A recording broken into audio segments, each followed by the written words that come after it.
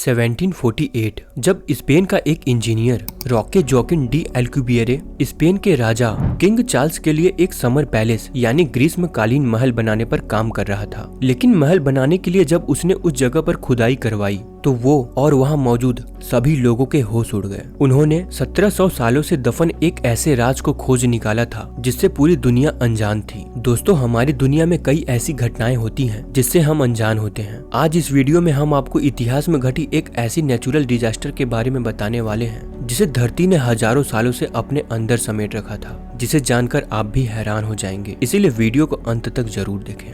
बात है 79 AD Italy के रोम का एक खूबसूरत शहर पोम्पेई की, जो उस दौर का एक प्रसिद्ध शहर हुआ करता था जहां दूर दूर से लोग घूमने और मनोरंजन के लिए आते थे। उस समय पोम्पेई की आबादी लगभग 12,000 थी। ये शहर एक बंदरगाह के पास ही बसा था। बंदरगाह के होने की वजह से ये शहर आर्थिक स्थिति से काफी मजबूत था, क्योंकि इस शहर में काफी दूर दूर से कई सारे व्यापारी आते थे। यहाँ के लोग हस्तशिल्प जैसे मिट्टी के बर्तन बनाना, मूर्तियाँ और कांच बनाना, इन सब कलाओं में बेहद ही माहिर थे और इन्हीं कलाकृतियों को खरीदने दूर दूर से व्यापारी इस शहर में आते। पोम्पेई शहर में मनोरंजन के लिए एक थिएटर भी बनाया गया था, जहाँ सांस्कृतिक कार्यक्रम या युद्ध कुशलता जैसे कार्यक्रम तब होते जब कोई रोमन साम्राज्य से मंत्री या कोई खास मेहमान इस शहर में आता। दोस्तों, पोम्पेई में उस समय कोई भी राजा नहीं हुआ करता था। ये शहर रोमन साम्राज्य के अधीन हुआ करता था। पोम्पेई चहल पहल वाला एक खूबसूरत शहर था, लेकिन यहाँ के लोग एक बहुत बड़े खतरे से अनजान थे। असल में ये शहर माउंट वेसुवियस नाम के एक वॉल्केनो के पास बसा था और यहाँ के लोग इस बात से बिल्कुल अनजान थे। उन्हें ये वॉल्केनो बस एक पहाड़ के समान लगता था जिसे वो माउंट वेसुवियस कहते थे। लेकिन जल्द ही उनकी ये गलतफहमी दूर हो गई।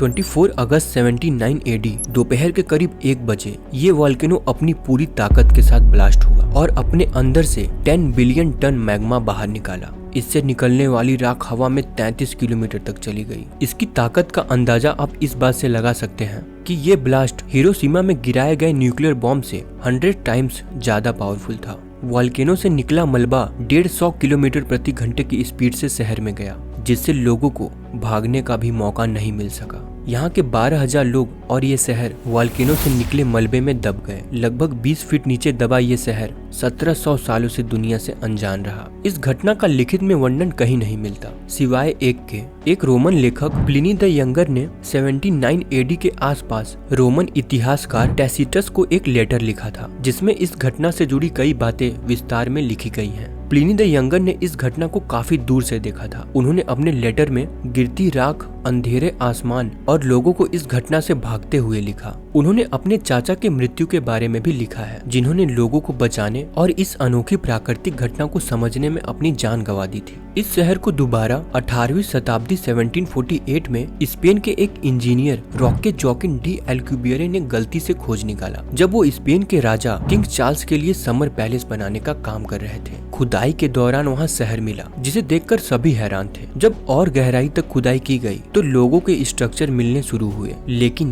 बॉडी डीकम्पोज होने की वजह से वहाँ सिर्फ खाली जगह और उनकी कुछ हड्डियां ही बची थी। आर्कियोलॉजिस्ट ने वहाँ प्लास्टर कास्टिंग नामक तकनीक का उपयोग किया। उन्होंने उन खाली जगहों में प्लास्टर डालना शुरू किया। प्लास्टर हार्ड होने के बाद जब उन स्ट्रक्चर को निकाला जाता तो आर्कियोलॉजिस्ट को लोगों की उस पोजीशन का पता चलता जिसमें उन्होंने अपनी आखिरी सांसें ली थी। और उनकी इसी स्थिति को देखकर हम खुद को उस घटना से जोड़ पाते हैं कि कैसे उन लोगों को इस घटना के दौरान भागने का भी मौका नहीं मिल सका। ये एक बेहद दुखद घटना थी जिसने हजारों लोगों की जान ले ली। वक्त के साथ लोगों की बॉडी डीकम्पोज हो गई, लेकिन ये शहर पूरी तरह से सुरक्षित रहा। वॉल्केनो से निकले मलबे ने टाइम कैप्सूल का काम किया, जिससे ये शहर पूरी तरह वैसा का वैसा ही रहा। हालांकि यहाँ के घरों की छतें जल गई क्योंकि वो लकड़ियों से बनी थी, लेकिन घरों की दीवारें और रास्तों को कुछ नहीं हुआ। इस शहर ने प्राचीन रोमन काल को समझने में हमारी काफी हेल्प करी है कि उस समय के लोग कैसे अपनी जिंदगी जीते थे और कैसे रहते थे। पोम्पेई में आज भी आर्कियोलॉजिस्ट की टीम नई नई चीजों को खोजने में लगी है ताकि हम प्राचीन रोमन लोगों को और अच्छे से जान सकें। वहीं माउंट वेसुवियस की बात करें तो इस पे विशेषज्ञ